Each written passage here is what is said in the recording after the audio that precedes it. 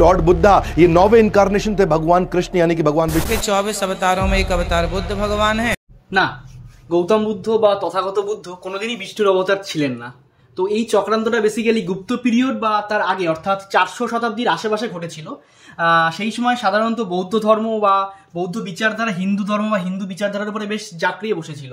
তো সেই কারণেই হিন্দু ধর্মের রক্ষকরা বুদ্ধকে নিজের ভগবান অর্থাৎ ভগবান বিষ্ণুর নবম অবতার রূপে মৌখিকভাবেই প্রচার করা শুরু করলো। আসল সমস্যাটা বাঁধলো গুপ্ত পিরিয়ডে। সেই সময় রচিত হলো বিষ্ণু পুরাণ এবং যথেষ্ট সময়ের ব্যবধানে এবং বিভিন্ন লেখকের দ্বারা বিভিন্ন লেয়ারে এই বিষ্ণু পুরাণটা লেখা হয় এবং সেখানেই প্রথম বুদ্ধ বা সুগত বুদ্ধ এই টার্মটা ইউজ করেন সেই সময়ের লেখকরা। এবং এখানে স্বাভাবিকভাবে একটা কনফিউশন তৈরি হয়।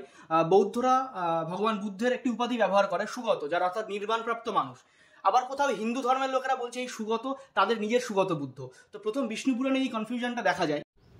যদিও বিষ্ণু পুরাণের মাধ্যমে কোনো স্পষ্ট ধারণা পাওয়া যায় না যে এই সুগত বুদ্ধ বা তথাগত বুদ্ধ একই কিনা, এবং সেই সময় বৌদ্ধ এবং হিন্দু সংঘাত চরমে পৌঁছায় এবং তাদের মনে হয় যে এখন একটা পার্থক্য করা দরকার এই দুই বুদ্ধের মধ্যে। বৌদ্ধ সাধকেরা প্রচার করতে থাকে যে তাদের বুদ্ধকে শ্রী বিষ্ণুর অবতার করে বানানো হয়েছে এবং বৌদ্ধ ধর্মের বিচারধারা চুরি করে নেওয়া হচ্ছে।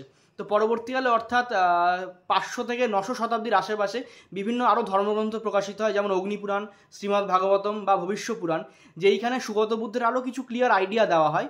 এবং সর্বশেষ 1200 শতাব্দীর আশেপাশে কবি জয়দেবের গীত গোবিন্দম প্রকাশ পায় এবং এইখানেই প্রথম সুগত বুদ্ধর বিভিন্ন জন্ম বিবরণ ক্লিয়ার করা হয় এবং এখানে প্রকাশ করা হয় যে সুগত বুদ্ধ তথাগত বুদ্ধের চেয়ে আলাদা।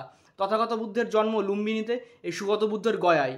তথাগত বুদ্ধ ক্ষত্রিয় বংশের পুরুষ এবং এই সুগত বুদ্ধ কাশ্যপ গোত্রীয় ব্রাহ্মণ বংশের একজন বিষ্ণুর নবম অবতার।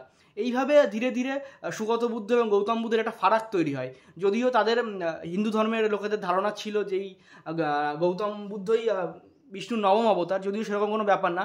শুরুটা এইভাবে হলেও তাদের যে ধর্মীয় অভিমান বা ধর্মীয় অহংকার, তার জন্যই তারা বাধ্য হলো সুগত বুদ্ধকে গৌতম বুদ্ধের সামনে দাঁড় করানোর জন্য এবং এইভাবেই তৈরি হলো ভারতীয় ধর্মশাস্ত্রে একটি কাল্পনিক বুদ্ধ।